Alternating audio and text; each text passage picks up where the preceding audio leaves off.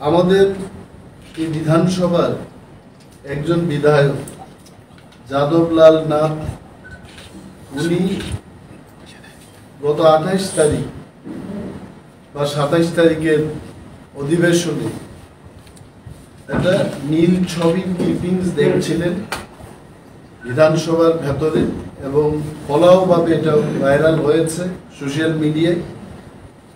এই ঘটনার তীব্র নিন্দা আমরা জানাচ্ছি। এখন আমাদের এবং মানুষের বক্তব্য হলো 2012 সালে কর্ণাটকেও বিজেপি বিধায়ক লক্ষ্মণ সাভারি উনিও নীল ছবি দেখার সময় হাতে নাতে ধরা পড়েছেন ক্যামেরায় এবং উনি মরাল রেসপন্সিবিলিটি নিয়ে রেজিগনেশন দিয়েছেন।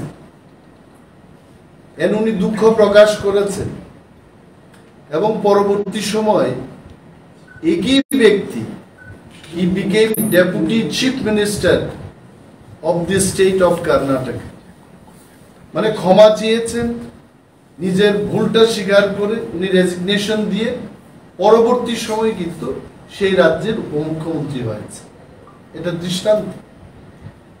আরেকটা জিনিস হলো একই বছরে শঙ্কর চৌধুরী এবং জ্যাঠার দারওয়ার গুজরাটের বিধায়ক, উনারা বিজেপিরই বিধায়ক ছিলেন, উনারাও কিন্তু একই ঘটনায় জড়িত ছিলেন।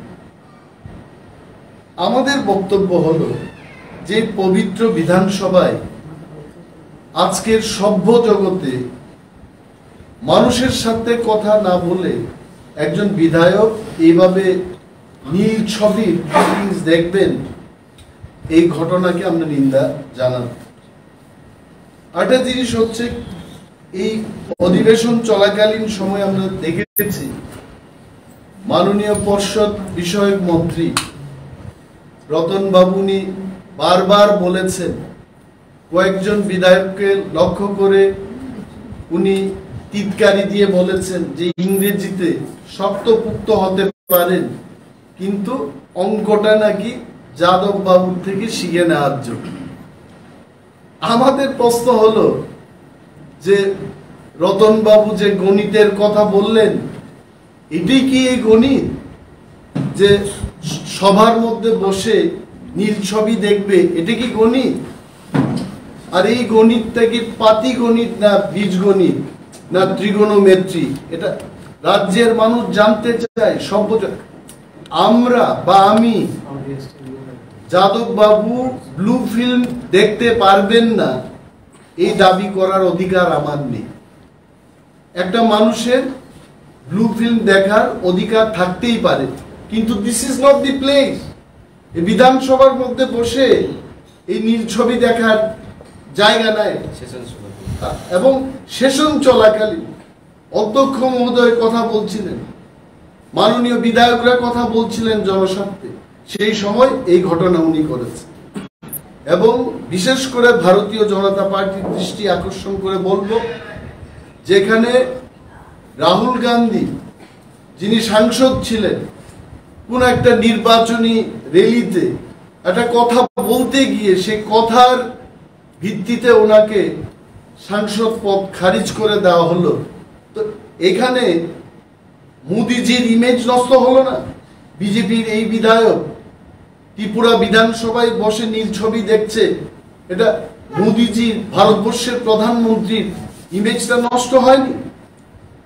আমাদের রাজ্যের বিজেপির যিনি মুখ্যমন্ত্রী, রাজ্যের মুখ্যমন্ত্রী, আমারও মুখ্যমন্ত্রী শ্রীযুক্ত মানিক সাহার ইমেজটা নষ্ট হয়নি? এই সরকারের ইমেজটা নষ্ট হলো না? হয়েছে।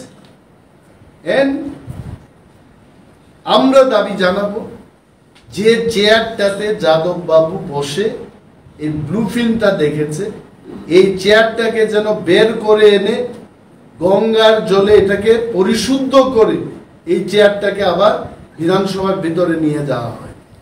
এটা আমাদের দাবি।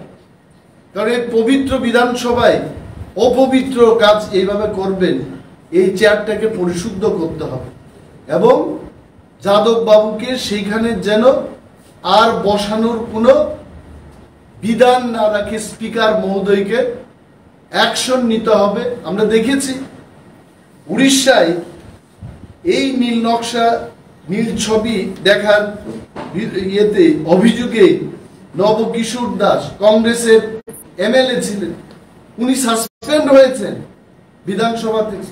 এখানে কেন হবে না? এটা কি বার্তা দিতে চেয়েছে ওনারা?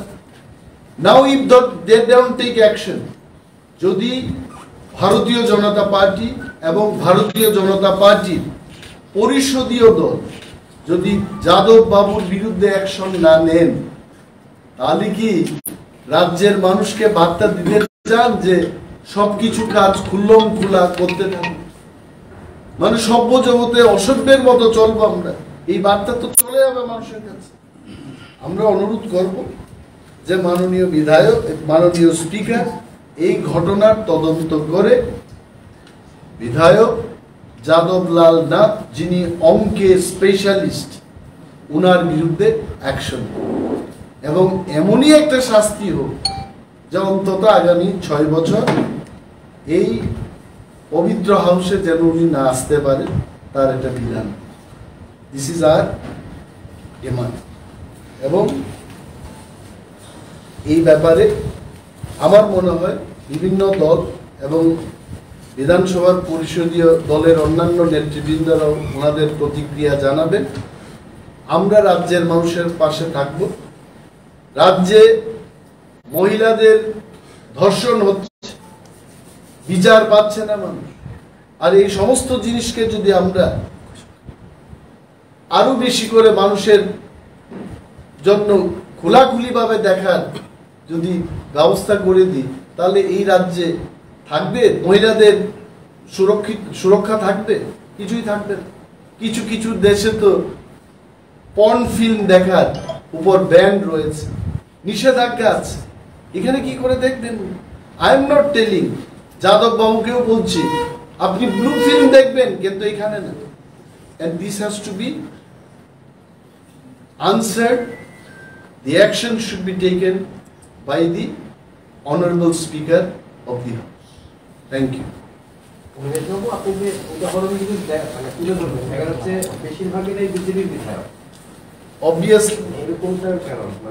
এটাই তো আমাদেরও প্রশ্ন যে এটা কেন সিপিএম এর বিধায়কদের হচ্ছে না, এটা কেন সমাজবাদী পার্টির বিধায়কদের হচ্ছে না? আমি জানি না।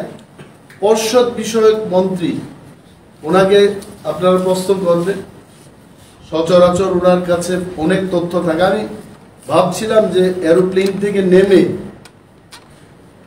ওনাকে ফোন করবো এবং এই সংক্রান্ত বিষয় একটু জানবো, কিন্তু সময় শেষ হয়ে গেছে।